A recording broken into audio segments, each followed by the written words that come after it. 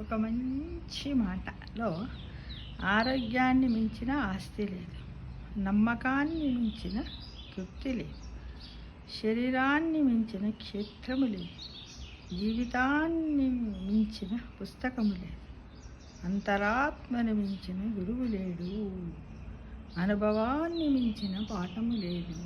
మిత్రమా, అవునంటారా కాదంటారా? అలానే ఇంకొకటి,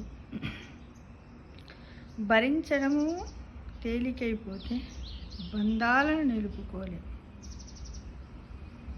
భరించడము తెలియకపోతే బంధాలను నిలుపుకోలేము. తెగించడము తెలియకపోతే బాధల నుండి విముక్తి పడలేము. అంతేగా ఫ్రెండ్స్. అంటే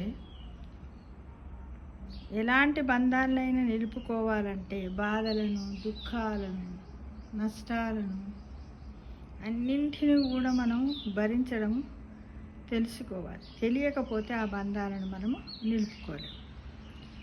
తెగించడము తెలియకపోతే బాధల నుండి బయటపడలేము. అంటే ఎంతవరకు భరించి భరించి భరించి మనము దానివల్ల బలహీనమైపోతాం.